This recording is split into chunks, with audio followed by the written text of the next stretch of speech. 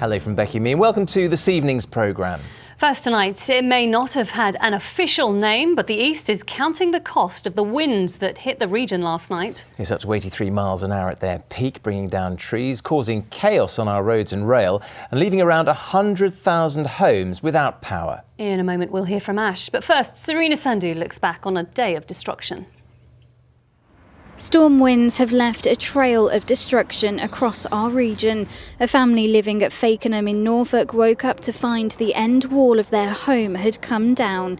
It seems tiles came off with the wind, then getting inside, creating enough pressure to blow the wall down. Urgent repairs followed to make it safe. It was a similar scene further south in Jaywick in Essex, with a clean-up underway to clear debris caused by the high winds.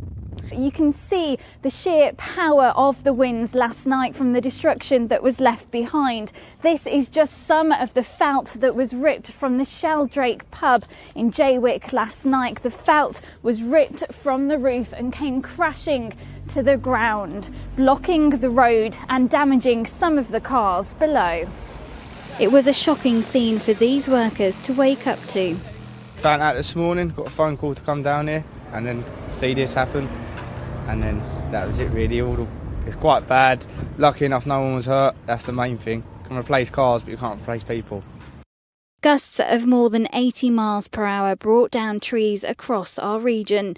This one caused travel chaos, bringing rail services to a standstill on lines out of Norwich. Commuters arriving at Colchester station this morning were faced with delays and cancellations. Overhead power lines were also hit by high winds.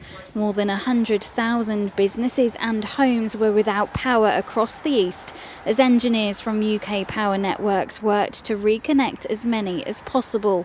Rural and coastal areas were worst hit, and some people will face an evening without electricity. The worst affected areas have really been Norfolk and Suffolk, and that's probably on the national picture as well. So we're going to work really hard to get as many people back tonight as we can. But I think we have to be realistic. There will be some people who will be still off overnight, and we can't work through the night. It's not necessarily safe to do so, so we'll come back at first light. The emergency services have been busy too. Suffolk Police received 143 calls in almost 4 hours.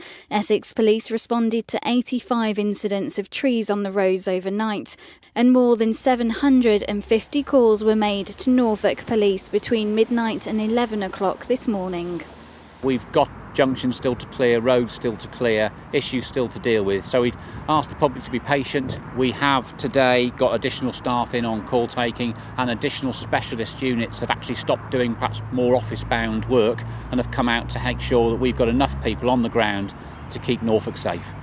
The strong winds made it difficult for drivers on the morning commute. The M11 near Stansted Airport was closed in both directions after a lorry overturned, and the Orwell Bridge in Suffolk was closed for 2 hours this morning.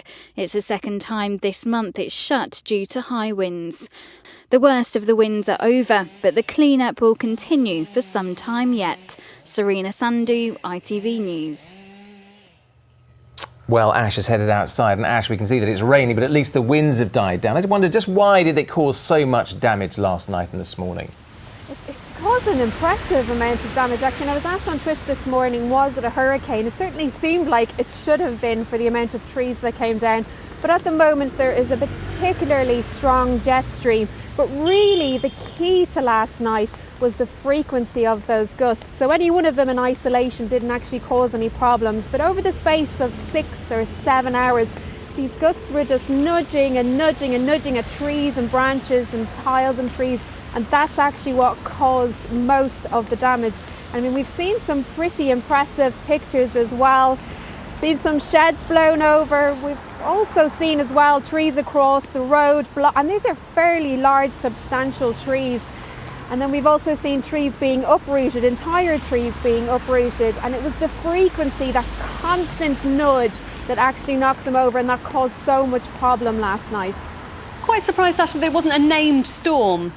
Yeah, Becky, this was the storm with no name. There's certainly been a bit of controversy in the media about it today. The media were calling it Storm Georgina. It wasn't Storm Georgina. A couple of days ago there was Storm Fionn, and that went through. So there is a question mark over whether this should have been named or not, but there certainly was warnings out from the Met Office And thankfully for most of us, actually, the storm went through overnight, which meant that not many people were on the roads. But I'll have an update for you on the weather at the end of the programme. Thanks, Ash. We'll see you later.